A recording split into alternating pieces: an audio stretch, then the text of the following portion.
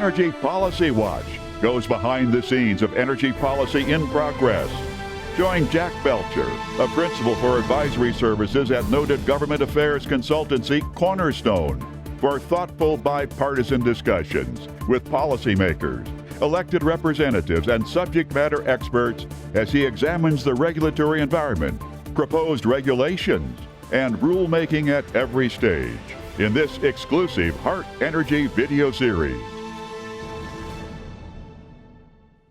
Welcome to Energy Policy Watch. I'm Jack Belcher. Our guest today is Mark Brownstein, Senior Vice President for Energy for the Environmental Defense Fund. EDF is a nonprofit environmental organization, and much of their work focuses on clean energy, both conventional and renewable. Mark, it's great to have you here today. Welcome to Energy Policy Watch. Well, thank you. It's great to be here. I very much appreciate the opportunity to talk with you. So, Mark, can you tell us a little bit about yourself, your career, and what you do for EDF? Yeah, so Environmental Defense Fund, I think, as many of you know, is one of the nation's largest and oldest environmental advocacy organizations, and we're known for using science and economics and law to address the most pressing environmental challenges of our time. And certainly there's no more pressing challenge than the issue of climate change. I work on the energy program here at Environmental Defense Fund, finding ways to generate energy more cleanly with less carbon, so that energy can be a constructive part of transitioning us to that zero carbon future that we really all need. Well, great. Well, I know recently EDF has teamed up with Jeff Bezos and the World Resource Institute to bring satellites in to work on detecting methane and CO2 emissions.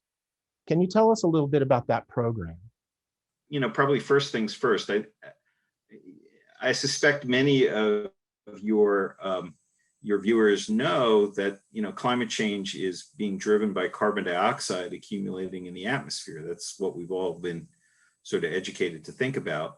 But in fact, other pollutants contribute to climate change as well. One of them, methane, is a very powerful greenhouse gas pollutant, maybe 80 times more powerful than carbon dioxide over the first 20 years, after being emitted, and drives more than a quarter of the warming that our planet is experiencing right now.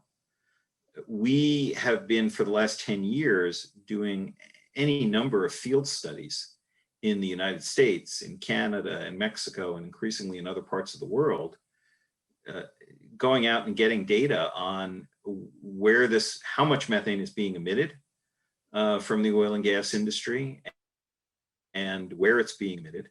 And what we've learned from that experience is that actually there's far more methane going into the atmosphere from the oil and gas industry than the official reports and official statistics would have you believe. And so what we've learned from that experience is that there's no substitute from getting real field data. But of course, the other thing that we've learned is that this is truly a global challenge. It's not just about the United States or Mexico or Canada. This is, it's a global issue. And so we need a global tool that can help us get the information that we need on a global basis. And so over the last few years, we've been working to develop a satellite which will give us ongoing information on a global basis on the methane emissions coming from the oil and gas industry, and do it at a level of granularity where we can really not only understand the magnitude of emissions globally, but also understand where they're coming from, which countries, which companies, and be able therefore to use that information to make changes.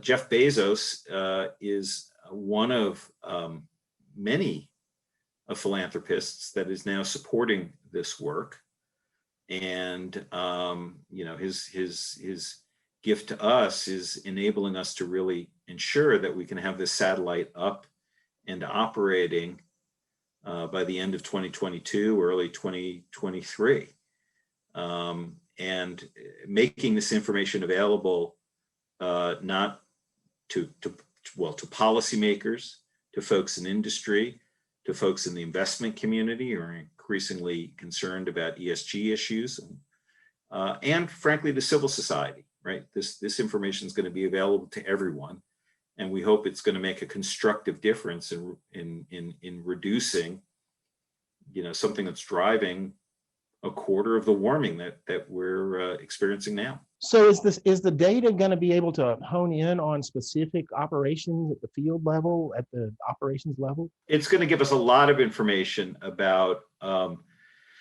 only the magnitude emissions, but where they're coming from. So, we will have enough granularity to be able to understand, which fields and the emissions are coming from and which set of operations within those fields. Won't quite get us down to the well by well level, but it will enable us to give us enough information to know where to send local inspectors, right? So if you're a company, for example, and you've got a set of operations, this satellite might give you enough will likely give you enough information to then be able to send someone out and relatively quickly figure out which well sites or which compressors are causing the problem and be able to fix it. One of the things that we've learned from working on this issue for the last 10 years, and in fact, some of the regulations that are now in place in places like Colorado, is that once you know where the emissions are coming from, oftentimes it's as simple as a person with a wrench who could fix the problem, right? Much of the methane emission problem that's coming from the oil and gas industry is relatively straightforward to fix. We often say it's not rocket science, it's auto mechanics. Mm-hmm. Tightening valves, it's fixing stuck pressure relief valves, it's rebuilding the seals on compressors, right? This is not tough stuff to do once you know that there's a problem to be fixed. And that's what Methane Satellite is going to help us do, is understand where we need to go to fix the problem.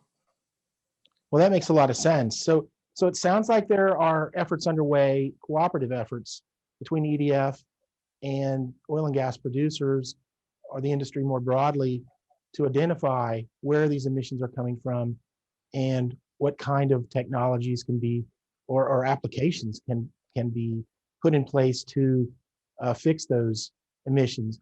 Can you tell us about that overall effort in kind of working with the oil and gas producer community?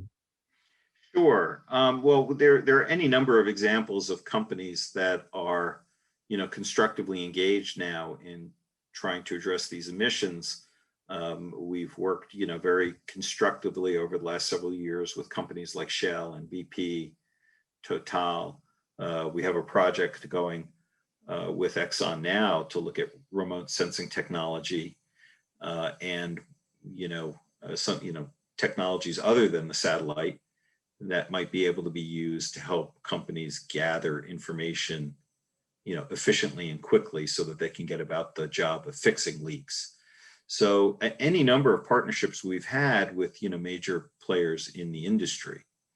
I think what we're finding is that as important as those relationships are, and as laudable as those efforts are, that the industry is a very big and diverse one, and that the only way that any one of us can be sure that we're doing all we can to reduce these emissions, that we need some kind of regulatory framework in place that ensures that everyone is doing what needs to be done to find and control these emissions. And so, much of the work that we've been doing over the last several years has been demonstrating the feasibility of finding emissions and fixing them, but it's leading to inform the development of regulation that sets a level playing field for everyone in the industry.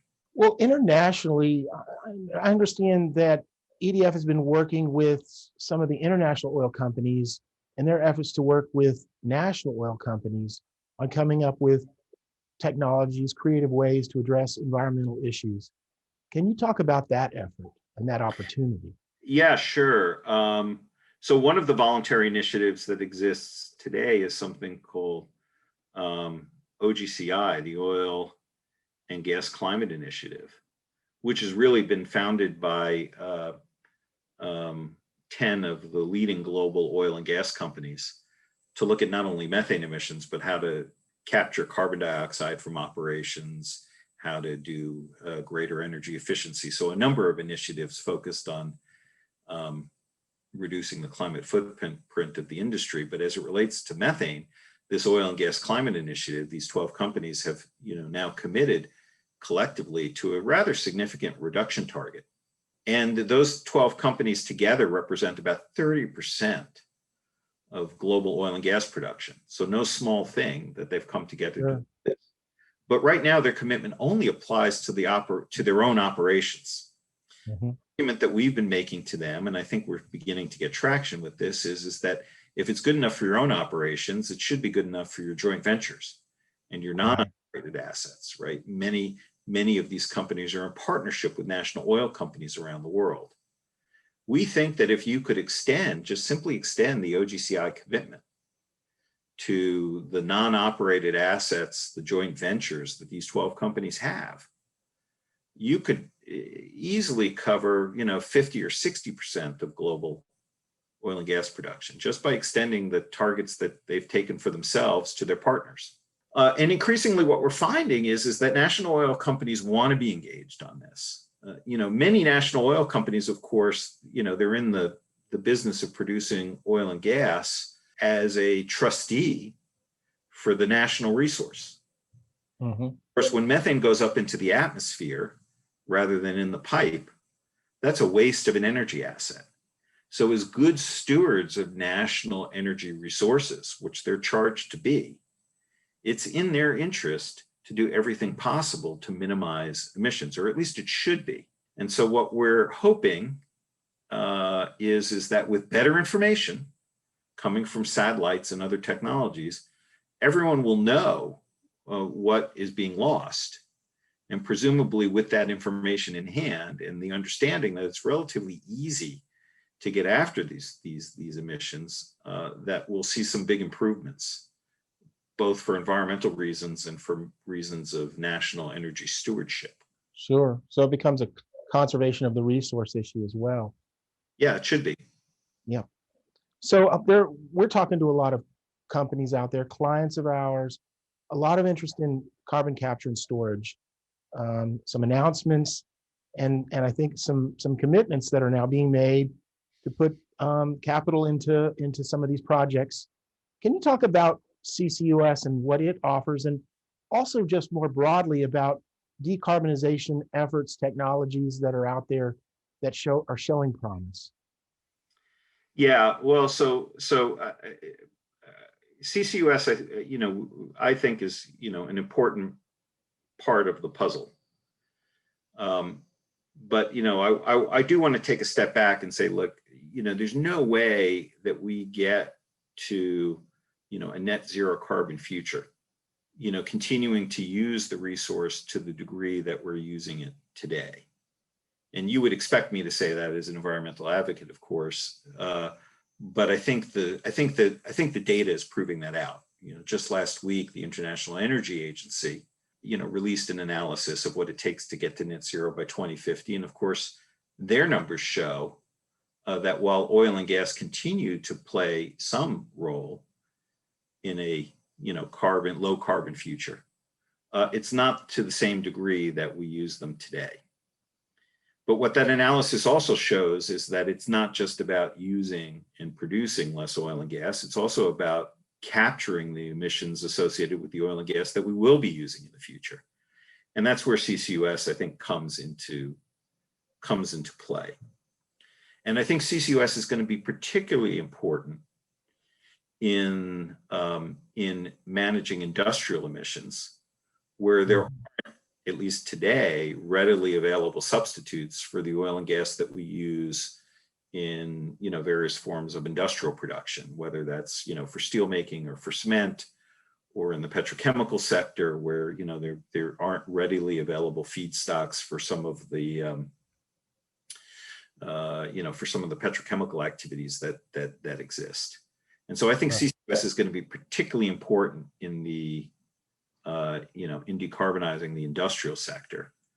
And that's where a lot of our focus, is beginning to go. Okay. Well, we've seen a lot of proposals or several proposals coming out of Congress recently.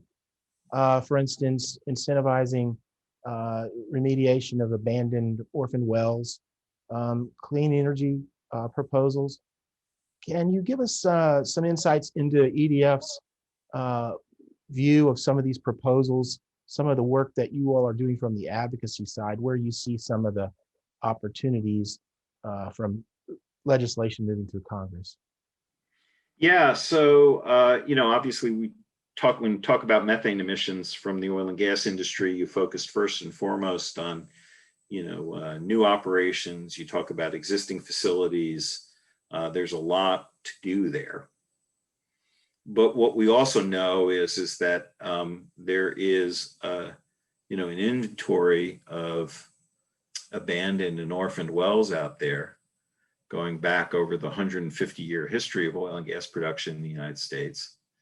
And that these orphaned and abandoned wells can themselves, contribute to the total amount of, methane emissions going in the atmosphere.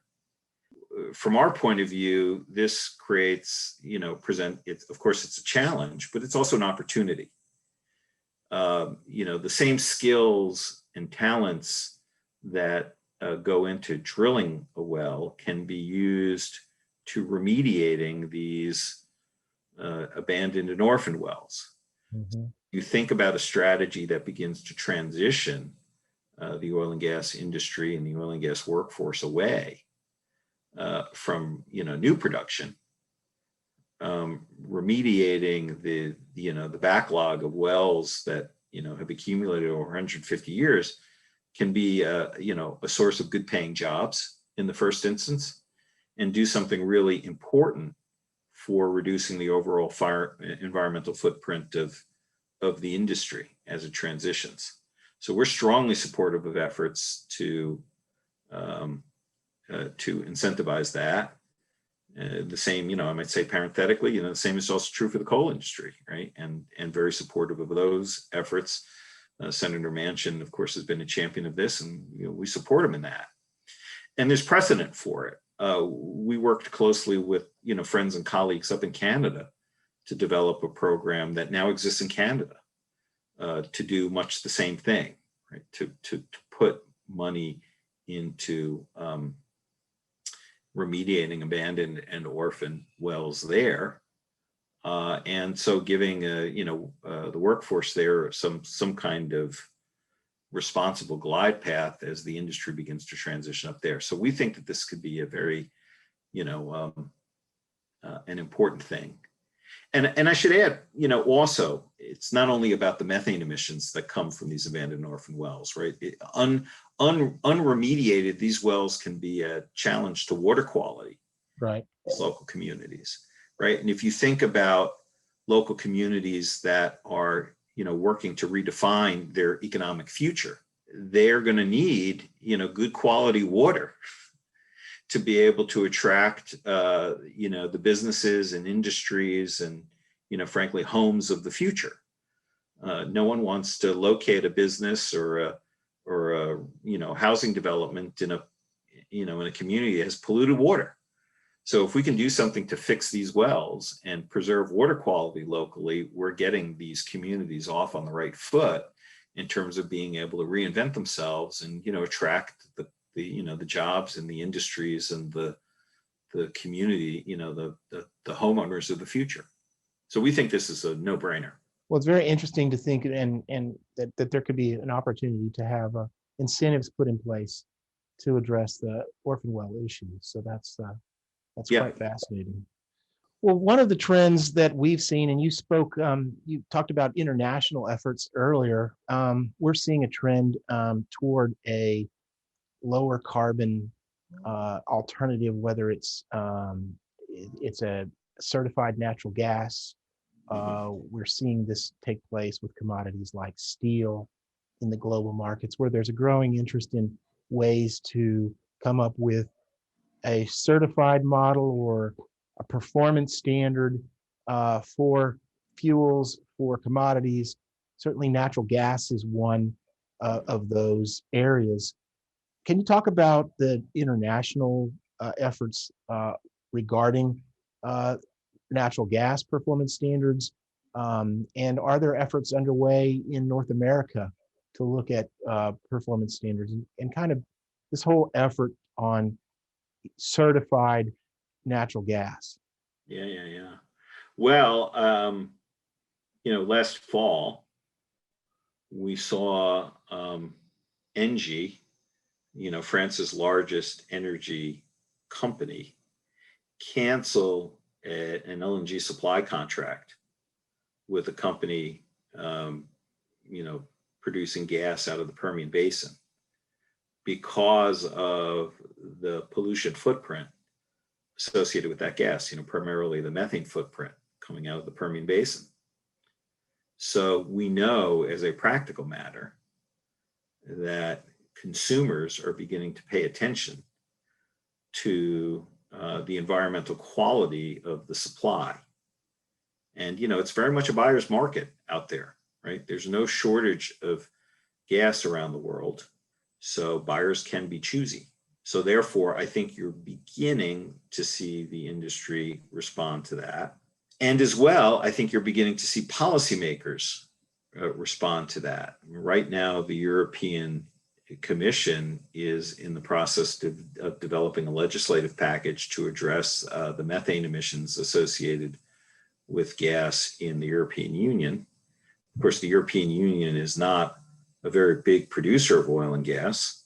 And so while there are regulations under development to address the leak detection and repair and the regulations to evict, flaring and venting, much like you're seeing here in the US, the commission is also, very heavily considering whether or not to develop a performance standard for gas that's sold into the European Union, which really begins to get at the fact that Europe is the world's single largest gas import market.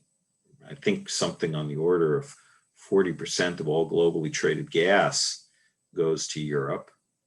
And so a comprehensive strategy to deal with the methane footprint of Europe's natural gas consumption has to extend beyond simply regulating production to beginning to take responsibility for the emissions associated with consumption. So much in the same way that France, as an individual country within the Union, is beginning to take a hard look at the emissions associated with consumption and cancel that, LNG contract into the Permian, the Union as a whole is beginning to look at this issue. I think it's very significant to note that China, in its most recent, in the rollout of its most recent 5-year plan, has for the first time articulated methane management and methane emission reduction as an explicit goal of their environmental climate strategy. And they're in the process now themselves of developing a methane management strategy, which we would expect to see towards the end of this year, early next year. And so this is not just a North American issue. This is not just a European issue. I think this is increasingly becoming a global issue. And I think you're beginning to see global suppliers respond. I talked earlier, obviously, about companies like Shell and BP. I think it's significant to note that Qatar Petroleum, Qatar being one of the world's largest, if not, certainly top 3 gas suppliers, Qatar Petroleum now is taking emission reduction targets for its operations. I think you're seeing an emerging sensibility here, both between producers and consumers, that these emissions are a problem and that they need to be controlled, and in fact, can be controlled. Well, we work with clients on ESG performance, and certainly just about everyone in industry is either involved in or paying attention to ESG. Of course, that permeates across the financial community, all types of industries. and it's becoming a bigger and bigger thing, increasing interest, increasing attention made. What are your thoughts on ESG performance? What that means in terms of the oil and gas industry, and what that means in terms of meeting performance goals in terms of the E, S, and G, but most particularly on the E side with regard to emissions and other environmental issues. Yeah, well, again, it goes back a little bit to the conversation we were having a moment ago about the significance of the Exxon shareholder vote. I think increasingly what investors are seeing is that there's a relationship here between profitability and environment and social and governance performance. That business as usual isn't doing the job anymore, right? It's not doing the job for shareholders, and it's really not doing the job for civil society either, right? It used to be the case that simply producing energy, irrespective of its environmental consequences, was good enough to meet societal needs and societal wants. And I think what we're learning now is that society's expectations have increased. Yes, society wants energy, right? We all want, hot showers and cold beer. Okay. And there's work to be done, candidly, in making sure that we have enough energy, not only to supply our needs here in the United States or in Europe, but those parts of the world that are still energy scarce, parts of Africa and Southeast Asia, where they don't yet have, 100% access to electricity. So we can't pretend like the job is done in terms of providing energy to people. But what we also know is that people's expectation, even in the developing world, is that energy is going to be clean, that people are no longer willing to accept a trade-off between, a hot shower and a cold beer and breathable air or clean water, right? People want both of those things. We do. And, here in the United States, everyone else does also. So I look at ESG as really about, continuing the longstanding tradition of the energy industry of meeting societal expectations. It's just that those expectations now have changed. And so the industry has to change along with it. And I think what you're seeing is that investors are increasingly looking at those companies who can meet societal expectations, both provide energy and provide it cleanly, as being the ones that are going to be the most financially successful, because those are the ones that are meeting customer needs. If you're not meeting customer need, then you're not a very, credit-worthy business. So that's the relationship, I think, between these two things. I mean, frankly, you go back to the example I gave before about Ford, moving over to electric vehicles, and you could say that that's a whole lot of, environmental, hand wringing that's going on at Ford. I don't think that that's the case at all. I think that, Ford is looking at their product line and saying, electric drivetrains actually deliver lower total operating cost for the customer and deliver, kick-ass performance. If you've ever driven an electric vehicle, the torque on these things. Okay. And, whether you're a performance enthusiast, a Mustang owner, or you're a pickup truck owner who is, trying to, move a heavy load, right? Torque is a big thing, and electricity gives you much greater torque than an internal combustion engine can. So they're looking at this and they're saying this is going to ultimately add better customer value than what we're currently producing. I know that there's a lot of politics around the environmental side of this, but I think many of the companies that are moving in the direction of cleaner and lower carbon technologies are doing so because they see that these technologies are going to deliver greater customer value. Customers are going to be happier with these products than what they were doing before. Well, Mark, this has been a great conversation. I know our viewers, who are primarily folks in the oil and gas industry, are going to find this a fascinating conversation, and really appreciate your time today. And again, thanks for being here. And I want to thank our viewers. Thank you for listening in, watching our show today. If you want to learn more about the show, you can go to energypolicywatch.com. Thanks again, Mark.